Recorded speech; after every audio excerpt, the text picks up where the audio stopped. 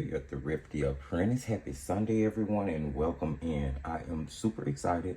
We are finally getting around to the Master's Touch Fine Art Studio Experience video. If you've been following me for a year or more, you have probably heard me talk about doing this video several times over, and I have finally put it together. Yay! So, let's talk about what we'll be doing in this video. In this video, we're going to be running through some Master's Touch products, which are both wet and dry. I'll be telling you my experience with the products based on what I do, the way I paint, the way I work. I'll be offering you, a little feedback on each of the products, whether I think they're good or bad, whether they're worth the money or not. We'll be going over swatch sheets for the ones that I have swatch sheets for. You will see paintings pop up across the screen or maybe be presented on the screen so that you can kind of get a look at some artwork that was done with each one of them if I have it available or on hand at the moment. And then we will also be doing a painting demo. So I want to get all of that out the way in this one video. So we need to move quickly through the first part so we can get to painting together. Now, to kick things off, I'm going to talk a little bit about Master's Touch itself as a company. Now, Master's Touch is a craft trademark company owned by Hobby Lobby Stores Incorporated. Now, according to Jester Trademarks, the brand name was entered and applied for in 2011. Now, with that said, I want to throw out a little side note. It would seem that Master's Touch was actually releasing products under that brand name before they had the official trademark for it. And the reason I say that is because all of the products that we are going to look at today have a copyrighted production date of 2010 on it. But according to the trademark sites, Hobby Lobby did not actually trademark the Master's Touch Fine Art Studio name until 2011. So that's an interesting side bit to note. I'm going to also say that everything we're looking at, as I said earlier, was produced in 2010. The reason I say that is because Master's Touch, as I said, is a craft company.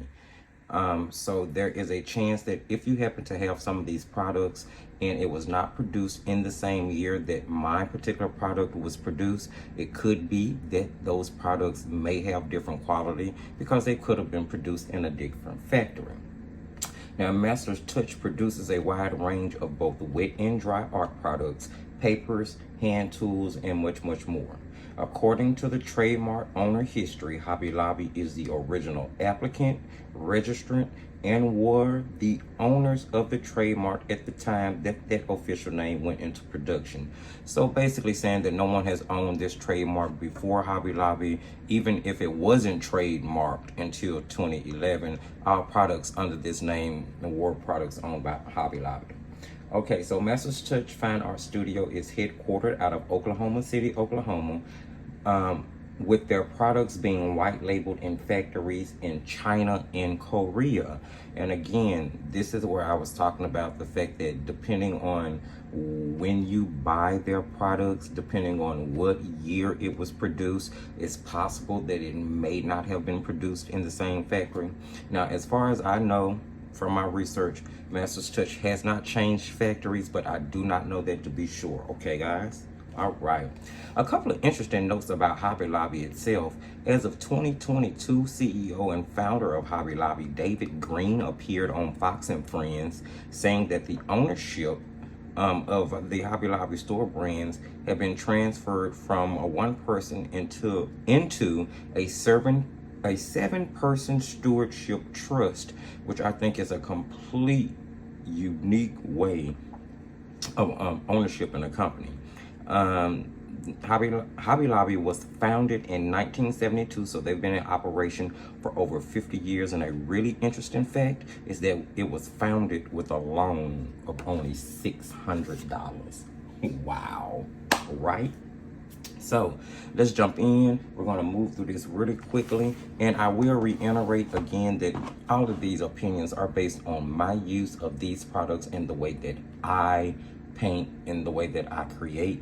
And I will also reiterate that there is a chance if you should get a package that was not produced in 2010 or maybe packaged differently because I do believe they may have changed some packaging. It's a chance that they could have been produced in a different factory.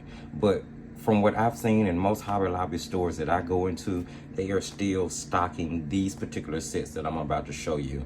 Maybe that's just in the South, because I am speaking of Hobby Lobby stores that I've been in Mississippi, Louisiana, Alabama, and Texas. So first we're looking at dry products.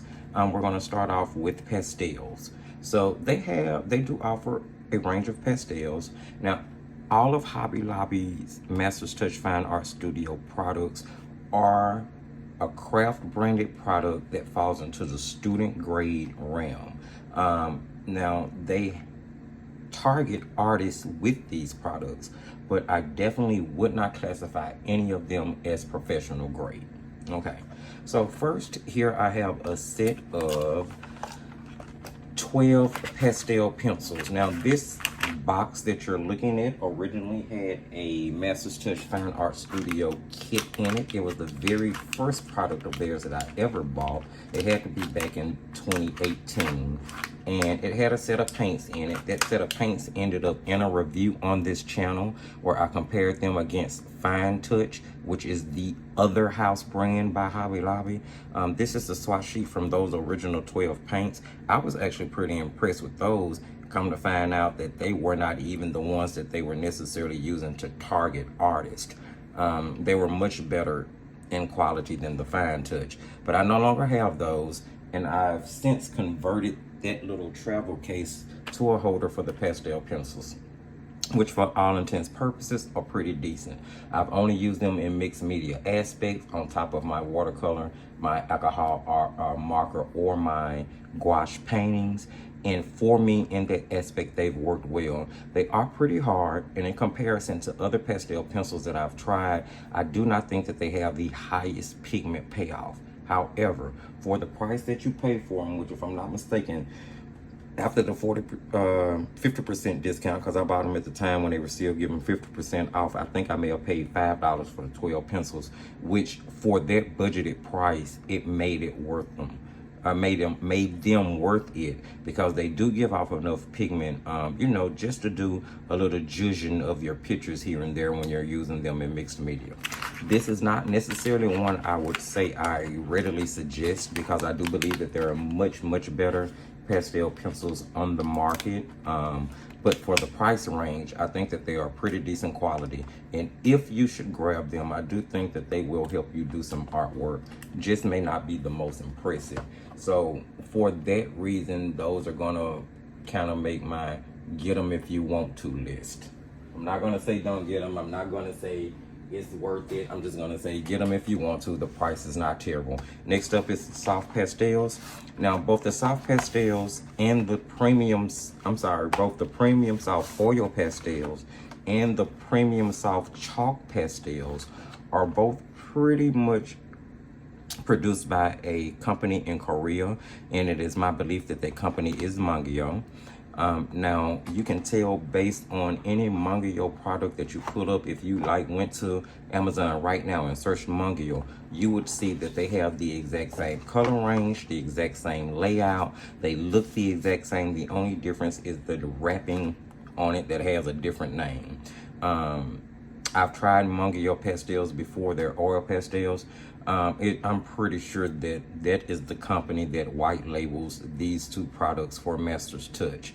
With that being said, Mangyo is a really decent quality company. I think that they produce really decent quality products, and they produce them at a budget price where you're getting good quality without breaking the bank.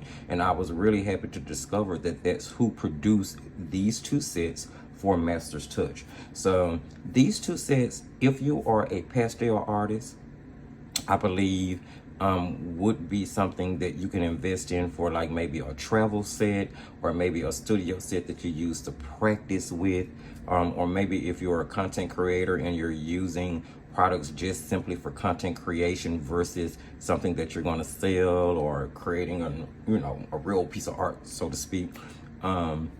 Then these are going to work perfectly. I think they would work perfectly for kids, students in a classroom setting.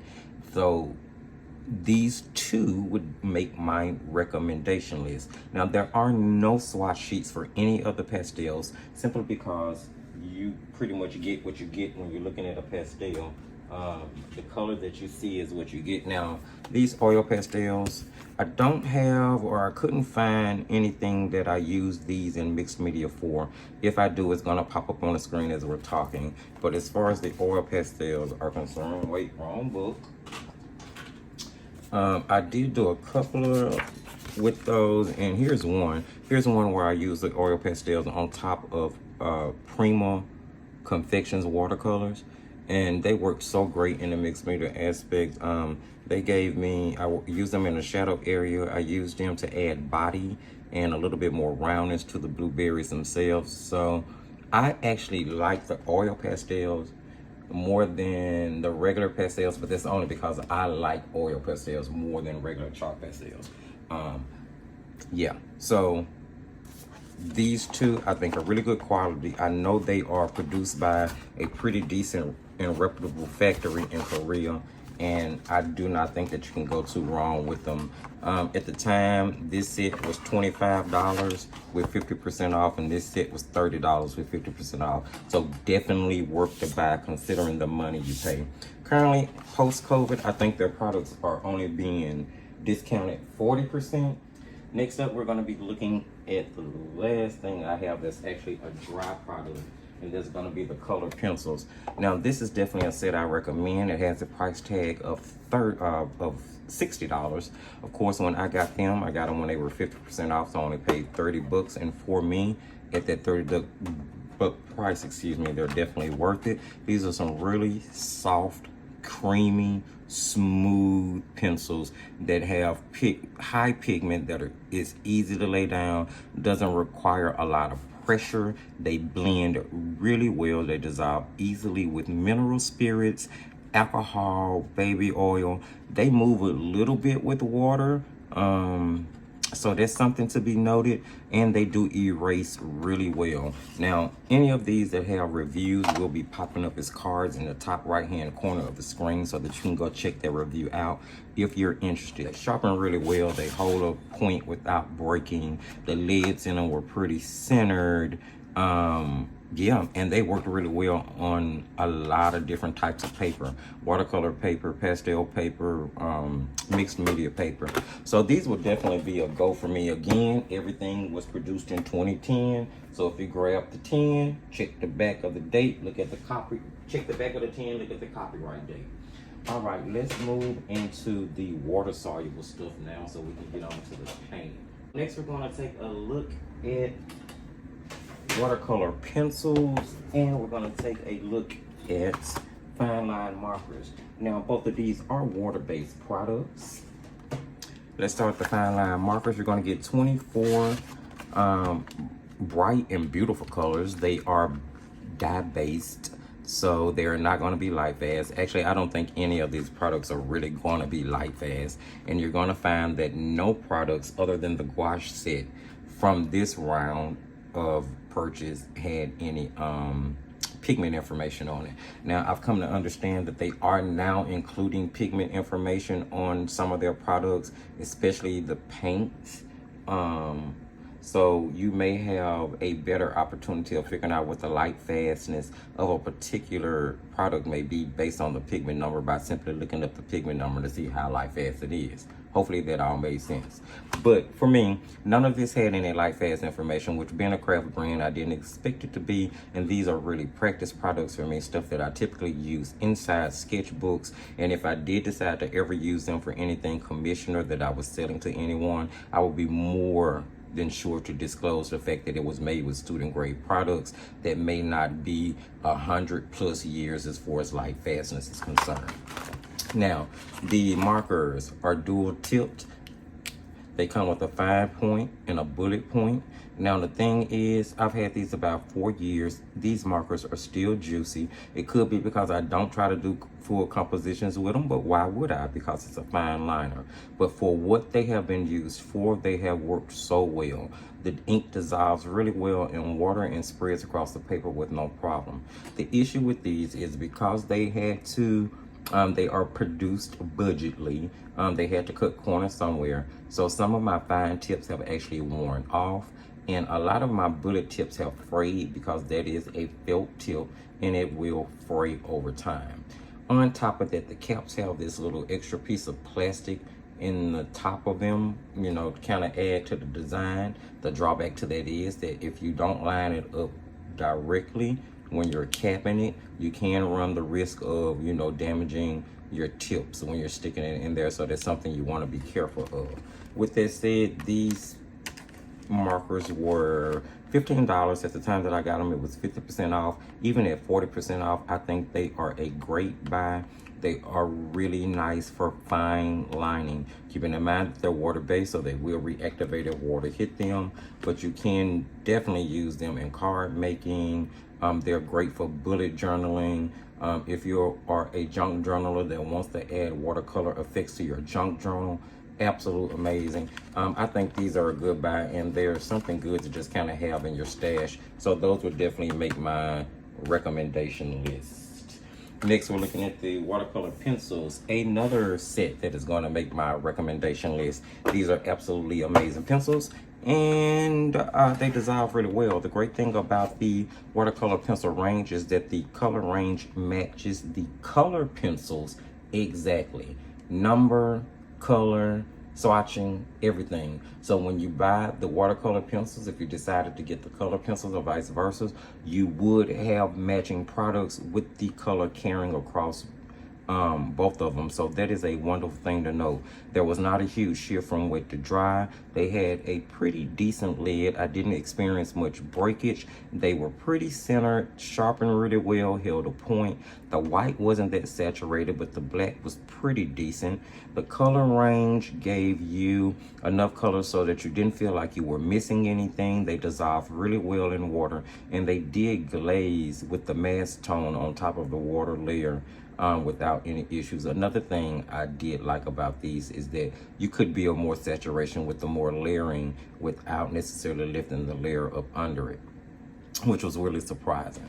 So this is definitely a set I'm going to say makes my recommendation list. You're going to get 2 full trays of pencils and a brush, although I never tried the brush. It wasn't all that appealing to me, but the pencils I think are a pretty good buy. These, if I'm not mistaken, I bought these when they were 50% off, and I ended up paying $20 plus tax for them because they were regularly $39.99. If you were to grab them now, I think they're $39.99 with the 40% off, which is pretty good for a decent quality watercolor pencil. 48 of them. I wish I could tell you guys what factory produced these pencils. What I can tell you is that they are working with whatever factory produced the color pencils, if they're not produced in the same factory. So these make my consider list. Consider those. Those are definitely one I recommend. All right, let's move on to watercolor pellets so we can knock this on out real quick. So we have several different watercolor pellets to look at, talk about, and then we also have a gouache palette. So first up, we're going to talk about the 36 count semi-moist cakes. This is a novelty palette, and you guys know how I feel about novelty palettes. I absolutely love them. Now the price tag on these is $38.99. At the time I paid 50% off, so they let you know what I got them for. If you were to pick them up now, again, they're going to be 40% off, and I'm going to remind you again, check the back of the tin, make sure it says it's copyrighted in 2010. Now these are some really great high pigmented paints. Now again, I'm not going to say they're professional by any means. I wouldn't trust them to be too light fast. There is no pigment information, but you do get a really nice range of colors. They're semi-moist, so they never dry out or crack on you. Because of that, they re-wet really easily. They glaze really well. There was not a huge shift from wet to dry, and I love the fact that they were in this big cake form, which made it really easy to get large brushes in to paint with. They mix really cleanly without making mud, which did kind of lead me to believe that they may have been a bit dye-y. Maybe they were dye-based instead of pigment-based. They did lay down pretty uniformly pretty uniform, not any like difference in characteristics in the paints, but they are definitely not a bad buy. And of all of the products that we're talking about today, these make the top four recommendations. So there are going to be 4 that I definitely recommend, and these make the top 4 along with the watercolor pencils, the color pencils. Those 3 so far I definitely recommend. Next up, we are going to be looking at, let's see, the metallic semi-moist color cake. Now, the ironic thing is that this palette is designed like the one we just looked at, so I'm not sure if they're being made in the same factory. And when I say they're designed the same way, I mean the cakes. The actual cakes are in these round removable pans, which I think is really cool. Now, this has 2 different layers, and again, it's a novelty palette, which is another reason that I had to have it. You guys know that part a hobby of mine, collecting novelty palettes on top of just collecting palettes altogether. So there we go. There we have this. They work really well. I've only used them in mixed media aspect, but in those aspects I haven't had any issues. If I can find some artwork, I throw it up on the screen. I mean, they're run-of-the-mill metallic paints. I'm not a huge metallic paint fan, but I have used these. I have used some by Artist Loft, and I definitely prefer these. I feel like they are more pigmented, and I feel like they glaze better than any other ones that I've used. So these would make mine. Get them if you want them list. I don't think that they're a bad buy. I'm just not sure if they're worth the price that Masters Touch is charging for them. $25, and I got these when they were 40% off, not 50% off. Which is why I say I think that they still carry a lot of the 2010 products in Hobby Lobby stores now. But just check to make sure. These would make mine get them if you want it list. You don't necessarily have to have them, especially if you already have a set. Here we have the 24 watercolor cake set. This I have seen produced by, or I've seen this set from a lot of different companies in the same different design. They're kind of all over Amazon. If I'm not mistaken, Phoenix has a $5 set that is pretty much the same. I think it's a pretty cool set to use in like classrooms. I love the fact that the tablets come out. You can pull out just the primaries, or you can pull out certain colors and kind of sit them around in a circle if you have kids in like an art class. I think they're pigmented enough to keep the kids' interest without seeming like weak or terrible. And I think they would be pretty cool for practice. Like if you wanted just like a little no-name travel palette that you can just pull out here and there, I think they'll be really cool for card making. I think they would color stamps really well. Me personally, although they're okay, the end result for me is a little bit too chalky, too gritty looking, but I don't think they are bad, and I think that they would be wonderful in a classroom setting. So I would definitely recommend them for like teachers, or for kids that are beginning in watercolor and want to try watercolors out to see how they are, or even if you're an adult and you're starting out in watercolors for the first time. I think it's a pretty decent set to try out, just keeping in mind that it is a budget paint. Now, it was $11 at the time that I bought these. I got them for 50% off. Now you can get them for 40% off, but whether 50 or 40, I think they're a pretty cool starter set, but you may find something better on the market. Definitely, I would definitely buy them for my kids, no doubt. Next up, we're going to look at the Masters Touch 48 half pan set. This is a no-go for me, guys. This is one that I say avoid, stay away from if you possibly can. They have a horrible scent to them. They are definitely dye-based. Although they are extremely transparent, they have a huge shift from wet to dry, so they don't hold their vibrancy the way that I think they should. It's sort of a bunch of convenience colors. I don't know. I just didn't find, they didn't wow me at all, and they just seem really weak and unsaturated for 48 colors, especially for the price, which was $43, and at the time that I bought them, I got them for 40% off and not 50% off. So yeah, or maybe it was 50% off, but whether 40 or 50, I don't think that they're worth the price that Masters Touch charges for them, especially considering the fact that I know for 20 bucks. You can get Pretty Excellent, which is a super transparent, extremely great student grade paint produced by or made in the same factory with the Paul Rubens professional paints. Let me say it like that. I'm not gonna spend too much time on this one. I'm just gonna simply tell you guys, buy it at your own peril. Be ready to smell really loud, unpleasant odors and not have the greatest of painting experience, because you are gonna have a huge color shift, and I'm assuming that whatever you paint with it would fade pretty fast. Next up is one that makes my top 4 most recommended. It is the last one on that top 4 list. This set runs 20 bucks. I got it when it was 50% off. I paid 10 bucks plus tax for it. Even if you're getting it at 40% off, I think it is worth it. It is probably my most recommended Master's Touch product. Keeping in mind, it is the one produced in 2010.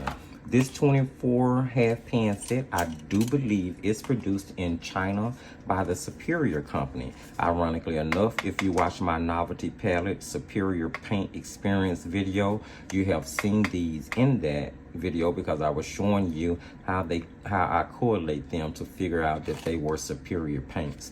So I'm not going to jump into that too much more, other than to say that Superior is one of the more reliable student grade brands, and they white label for a lot of different companies. They've been around for quite some time, and I think they produce a really decent student grade product. So I was really happy to figure out that that's who white labeled this particular one. And because of that, of all of the things that we've looked at today, this is the set that I recommend the most for you to get the best experience out of a Master's Touch watercolor paint.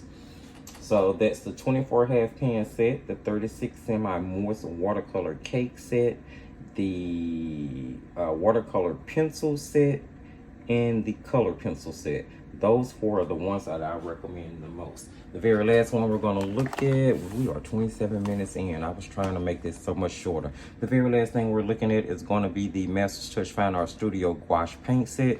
I like this set. It didn't make my top 4 you must have recommended list, simply because I know a lot of people are not gouache painters. However, if you do paint in gouache, I think this is a really good alternative for a student grade, budget grade gouache paint that is pretty opaque, even from dried down form. You get a pretty nice range of colors. They are going to work really well from the tube or being dried down. In dried down form, I did not experience much cracking with a lot of them. I mean, some of them did because it's gouache, but not nearly as many as I expected to. This is the only set that I actually have pigment numbers with, which is a good thing, because if I was really concerned, I can always reference the pigment number to see what the light fast rating for that is. Now, with that said, gouache is not traditionally a light fast product. So I guess we would take whatever we learn from that with a grain of salt. But again, I am really happy that they did provide the pigment numbers, so you would be aware of what the pigment makeup of each color was. There are actually several single pigment colors in here, which was really surprising to me. You know, saying that I trust what I'm seeing. So these will definitely make my list. I think that they are a really good buy. They're only 20 bucks. I paid 10 bucks for them because I got 50% off. And of the, you know, budget grade gouache sets that I have tried, I do feel like they're one of the better. And I have tried Reeves, what is it, Savoir Faire, Maya Hemi, Agagani, Lucas Studio, let's see, and I am testing out some other gouaches currently that, you know, I won't bring up because I'm in the testing phase. But of the ones that I've named, these are a pretty decent one. Definitely not the best, but definitely not the worst. All right, guys, and I would say if you are interested in trying gouache, I don't think this will be a bad place to start. Now, that covered all of the products that I have experienced and used with Master's Touch. Hopefully some of that kind of sped through information was enough to maybe pique your curiosity or quench your curiosity about one of those products if you've had it. Hopefully some of the paintings gave you a better look at what could possibly be done with them. And with that said, we're going to jump into a demo, which is going to wrap this video up. I'm going to grab a couple of products that I want you guys to see, maybe in use. Let's see here. Let's use the gouache. We'll use gouache. We'll do something mixed in. We'll use gouache. We'll use color pencils since it's a dry product. And we will use, paints. You know what? Let's use the novelty palette. I really, really like it. And so this is what I'll use. I use the 36 semi-moist watercolor cakes. I use the 48 count color pencils, and I'm going to use the gouache set to produce a little creation for you guys. So I'm going to get prepared, and then we're going to jump into the demo. Okay, friends, so we are jumping into this little demo now. I originally sketched and started working on something directly behind shooting the first part of that video, but I didn't like it. So I ended up, taking the rest of the day off. I got up today, did my normal routine, ended up at lunch at this really neat little cafe, and decided to pull out a little piece of paper and sketch what was on the table in front of me. Now, to be honest, I had an adult beverage in that shot glass, but because we're trying to keep it PG on YouTube, we are definitely going to be painting water with a twig coming out of it. Now, this painting is actually probably about 90% gouache and 10% watercolor. I did want to try to use gouache because I'm working on two separate things during the month of September. One is painting more glassware, and two is working with gouache a little bit more because it is becoming really popular lately. And I've always had it and used it, so I said, hey, let's pull it out and use it a little more. Now, with that being said, I did want to try to use as few techniques in this as I could to make it as easy as possible. I limited my colors, and I'm trying my best to make sure that every brush stroke counts. My plan is to continue to try to push myself outside of my comfort zone and paint those things that I don't normally paint, use techniques that I don't normally use, and see how I can incorporate them with the things that I do on a regular basis. Now, so we went in to start out with probably the medium tone grays that I needed for the painting. I wanted to try to start seeing the value.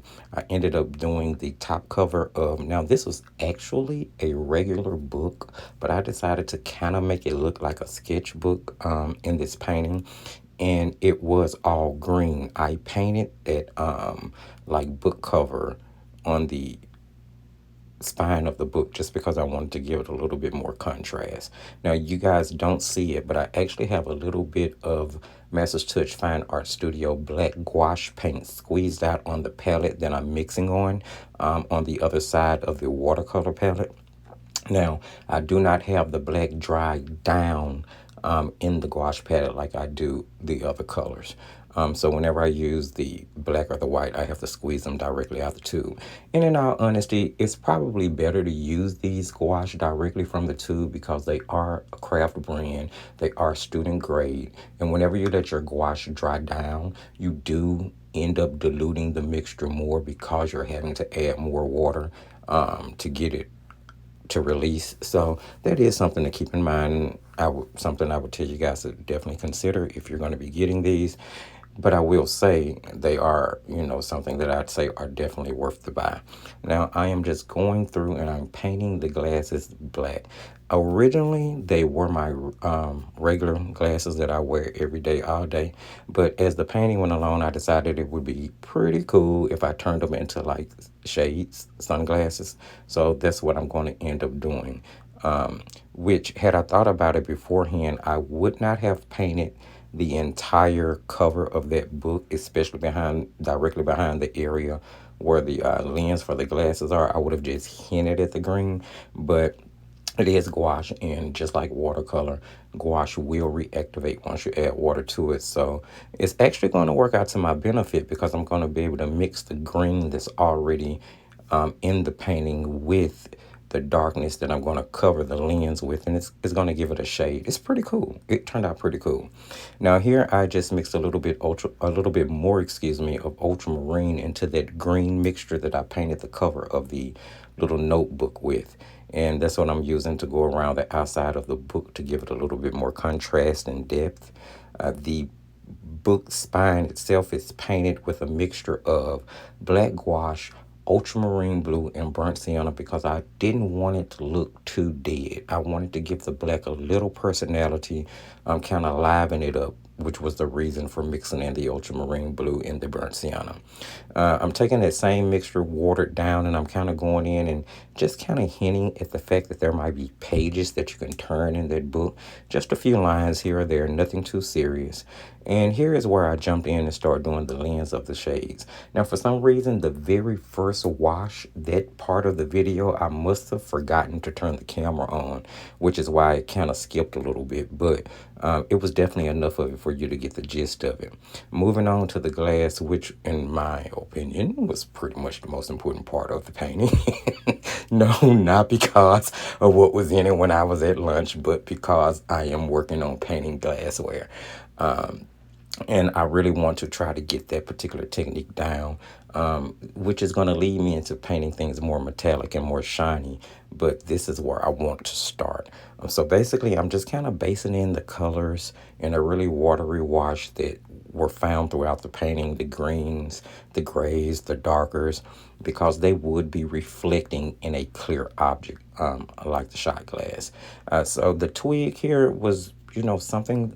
It wasn't in the shot glass at lunch. It was just something I happened to just kind of pull out of my imagination and add to the shot glass. So, we can add another element to the painting. I think it worked out pretty well, and I'm just basing it in with the same green from the top of the book. I'm going to eventually go back in with much, much darker tones in order to add contrast.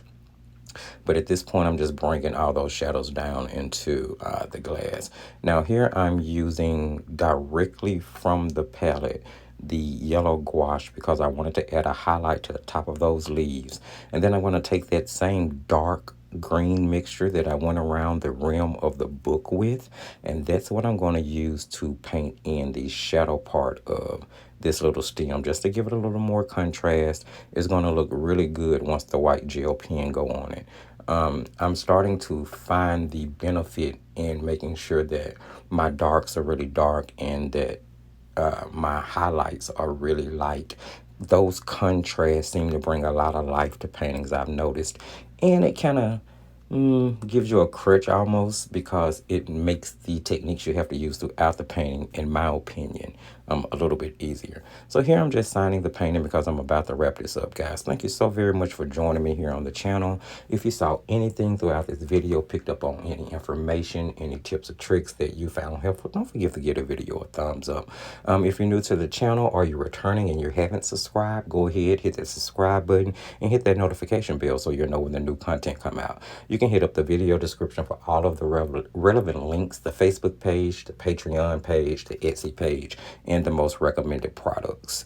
Guys, join me back here on Wednesday for Water Soluble Wednesday, where we will be testing out the Turner Designer Gouache. As I said earlier, I'm trying to use gouache throughout this month, so that's what we're going to be doing. Thank you guys so much for joining me. Remember, as I tell you at the end of every single video, just keep painting and crafting.